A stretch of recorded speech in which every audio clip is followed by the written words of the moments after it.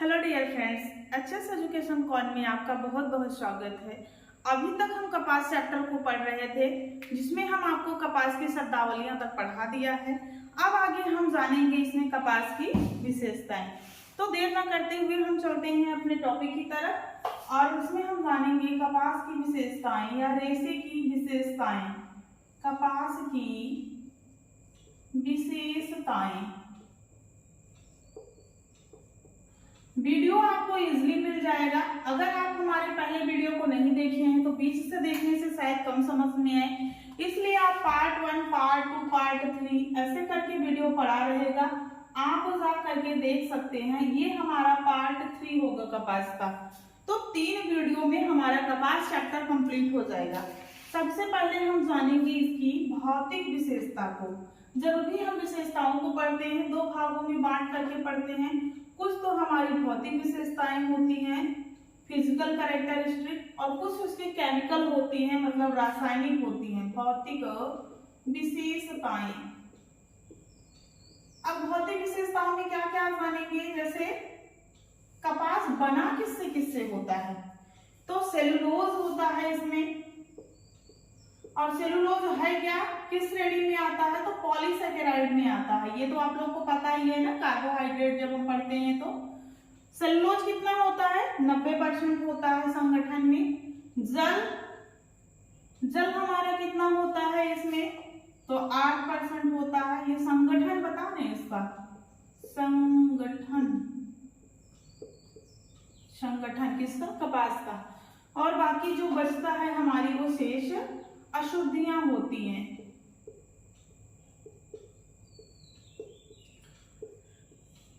तो ये तो हो गया हमारा संगठन।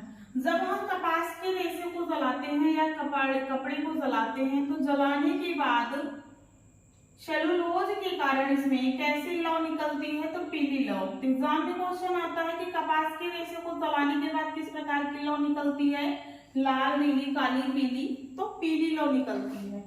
और इसमें जो महक होती है, जलने के बाद कपड़े स्मेल करते हैं ना या गंध करते हैं, तो जो इसकी महक होती है या गंध होती है वो किस प्रकार से होती है, तो जिस प्रकार से हम कागज को जलाते हैं, कागज के समान, जैसे हम कागज को जलाते हैं तो कागज की जैसे स्मेल आती है, उसी प्रकार से हमारे सेलुलोज जगत के कपड़ों को जलाने के बाद आती है। इसका व्यास मीटर कितना होता है, व्यास कितना होता है, डायमीटर कितना होता है। अगर हम इसके व्यास की बात करते हैं तो हमारा कपड़ा जो है 12 से 18 माइक्रोन, किसी किसी बुक में आपको मिलेगा 12 से 20 माइक्रोन।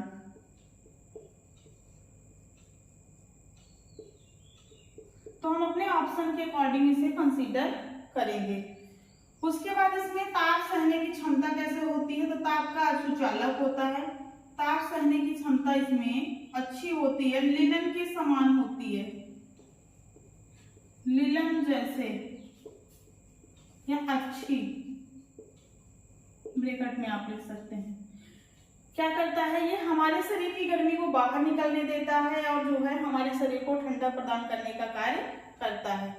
इसकी अगर हम आंतरिक संरचना की बात करते हैं, अगर इसको हम माइक्रोस्कोप से देखते हैं तो आंतरिक संरचना, अगर इसमें हम आंतरिक संरचना की बात करते हैं तो ये रिबन की तरह हमें दिखता है, मतलब बल खाते हुए फीते के समान, बल खाते हुए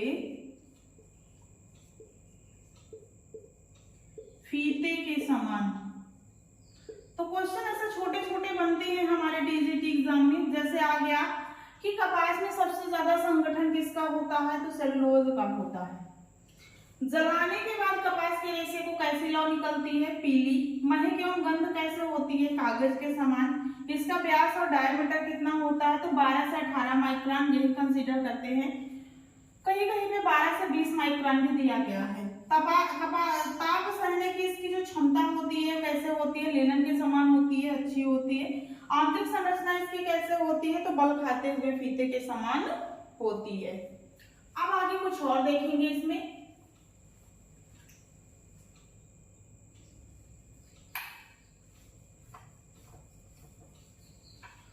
उसके बाद रंग इसका कैसे होता है, तो क्रीम या सफेद होता है, परंतु नाइट्रोजन की जहां अधिकता होगी जिस रेशे में, नाइट्रोजन की अधिकता के कारण हमारा रेशा भूरा भी दिखता है। नाइट्रोजन की अधिकता के कारण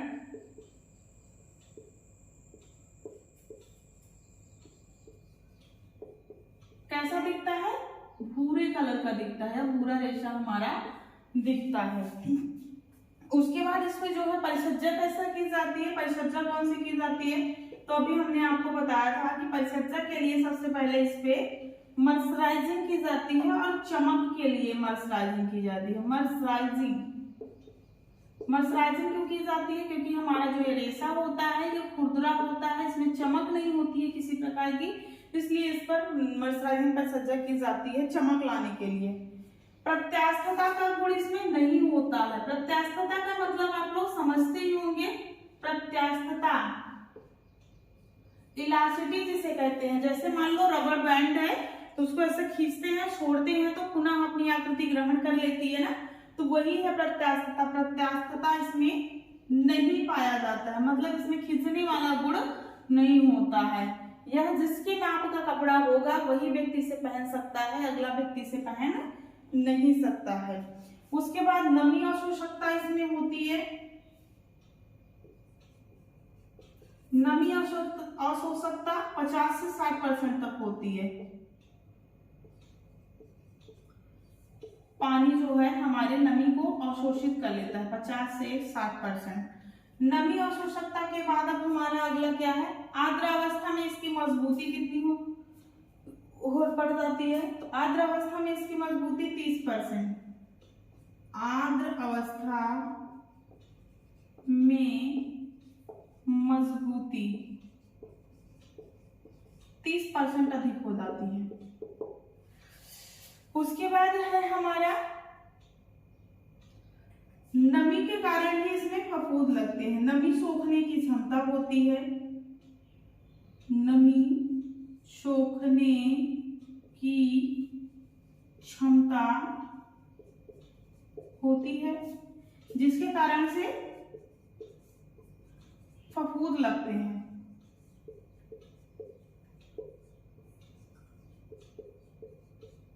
और नहीं तो आप लोग को देखना होगा तो जब बारिश होगी या बाथरूम में कोई व्हाइट कलर की टी शर्ट वगैरह आप ले जा करके रख दीजिए, 3-4 दिन उसको मत धुलिए और नमी से उसको भिगा दीजिए। 3-4 दिन बाद आप देखेंगे तो उसमें नीले नीले कलर के छोटे छोटे स्पॉट पड़ जाएंगे, वही फफूंद हमारा कहलाता है। रेशे की लंबाई कितनी होती है, पहले ही बता दिया है। रेशे की लंबाई कमेंट बॉक्स में आप लोग बताइएगा रेशे की लंबाई कितनी होती है, तो आधे इंच से लेकर के 2.5 इंच तक होती है। ताप का कैसे होता है, तो हमने बोला ताप का अच्छा होता है, ताप का सुचालक होता है। सुचालक का मतलब होता है जो कि हमारे शरीर को ठंडक प्रदान करे और हमारे शरीर को गर्मी को बाहर निकालने में सहायता प्रदान करे, वो सुचालक होता है। जो हमारे शरीर को गर्म रखता है वह ताप का कुचालक होता है, जैसे ऊन हो गया, नायलॉन हो गया, ये सब कपड़े पहनने के बाद पॉलिस्टर हो गया, टेरिलिन हो गया, तो इससे क्या होता है हमारे कपड़े हमारे शरीर को गर्मी लगती है, तो ये ताप के कुचालक होते हैं। परंतु हमारा जैसे कॉटन हो गया, लिनन हो गया, रेयान हो गया, ये सब हमारे ताप के सुचालक होते हैं। सूर्य का प्रभाव इस पर हानिकारक होता है। अगर आप कॉटन के कपड़े को ज्यादा देर तक जैसे अभी धूप हो रही है चिलचिलाती हुई, अगर इसमें आप सूर्य के प्रभाव में अपने कपड़े को छोड़ देंगे तो इसका कलर डैमेज हो जाएगा, तो सूर्य का प्रभाव इस पर हानिकारक होता है। तो ये था हमारी भौतिक विशेषताएं। हमने आपको क्या बताया इसमें कि इसका जो रंग होता है वो सफेद होता है, परंतु जिस कपास में नाइट्रोजन की अधिकता होगी वहां का रंग कैसा होगा, भूरा होगा। परिसज्जा इस पर कौन सी की जाती है, तो मर्सराइजिंग परिसज्जा की जाती है। क्यों, क्योंकि चमक लाने के लिए हमारे कॉटन के कपड़ों में मर्सराइजिंग परिसज्जा की जाती है। प्रत्यास्थता और प्रतिस्पंदता इसमें नहीं पाया जाता है। नमी अवशोषकता इसमें 50 से 60% तक होती है। आर्द्र अवस्था में इसकी मजबूती बढ़ जाती है 30%। नमी सोखने की क्षमता इसमें होती है जिसके कारण से इसमें फफूंद लगते हैं, कीड़े इसे प्रभावित करते हैं। रेशों की लंबाई इसमें 1.5 से 2.5 इंच होती है। कुछ अलग होता है और सूर्य का प्रभाव इस पर हानिकारक पड़ता है। अब हम जानेंगे इसकी भौतिक विशेषताएं तो हो गई, अब हम जानेंगे इसमें रासायनिक विशेषताओं के बारे में। तो रासायनिक में ज्यादा नहीं, तो 4-5 बिंदुओं पर हम जो है अध्ययन करते हैं, उनके बारे में हम जानेंगे। रासायनिक विशेषता,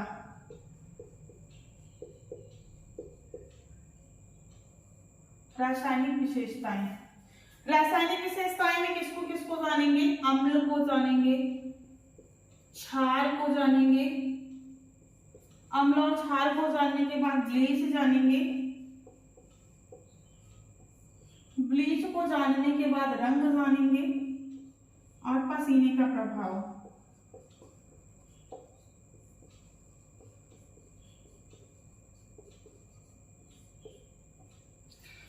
जैसे अम्ल का हानिकारक प्रभाव होता है। अम्ल प्रोटीन रेशों के लिए अच्छा होता है, परंतु सेलुलोज जगत के रेशे के लिए अच्छा नहीं होता है। क्षार का अच्छा प्रभाव होता है या सकारात्मक होता है। क्षार से हमारा कपड़ा नष्ट नहीं होता है, सकारात्मक होता है।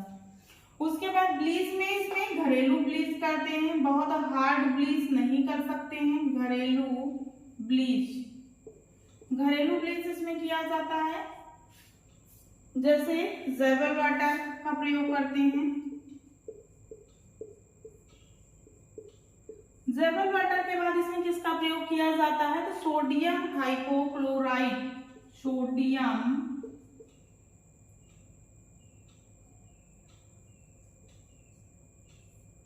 हाइपोक्लोराइड,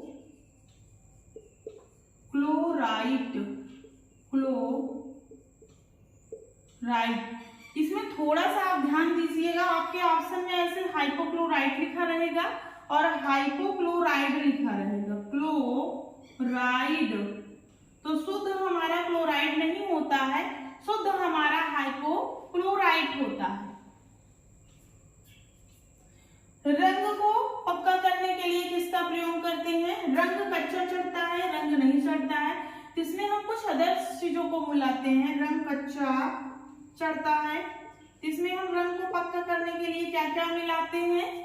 तो फिटकरी द्वारा पक्का किया जाता है या नमक भी डाला जाता है। फिटकरी द्वारा का जो है पानी खोलते हुए पानी में फिटकरी या नमक डाल करके रंग को पक्का किया जाता है। पसीने का प्रभाव हमारे रेशे पर बुरा पड़ता है, बुरा प्रभाव देखने को मिलता है। रेशे पीले हो जाते हैं, कमजोर हो जाते हैं और कपड़े फटने के डर बने रहते हैं।